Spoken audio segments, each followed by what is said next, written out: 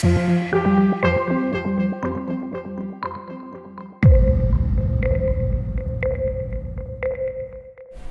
it's February 23rd, and we're in town in Washington, D.C. to talk about the reauthorization of the MD Care Act. So this is a long history to this MD Care Act. It was really first considered in 2000.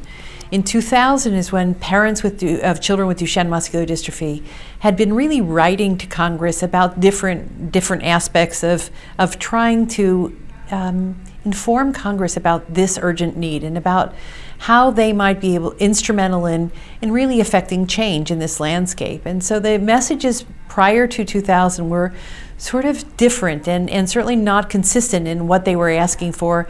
Let my son live longer, invest a certain amount of money. So Congress really can't interpret mixed messages. So in 2000, the community came together and decided that we really needed to understand a strategy. How is it that legislation gets passed? How is it that you penetrate Congress and get them on your side to do something that's meaningful and potentially helpful to the people you care about? So in 2000, we came together, we got some professional consultants in Washington, and we, together with some of our champions on the Hill, crafted a bill called the MD Care Act. The MD Care Act came it was introduced in the House and Senate on February 14th of 2001 and was signed into law in 2001 December by President Bush.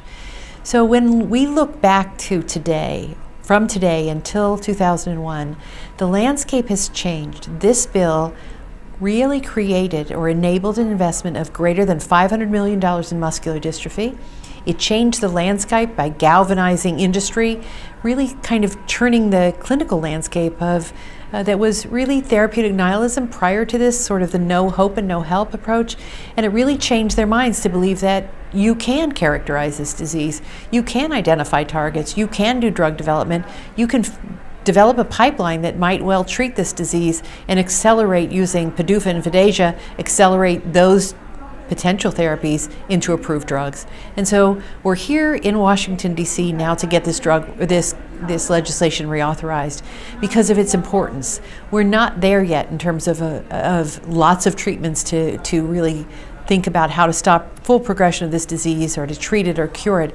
So at this point in time, we want to reauthorize it because we want to continue the momentum. So we have 140 people that are going to paper the Hill tomorrow and talk to their champions about the relevance and importance of continuing the momentum with the MD Care Act.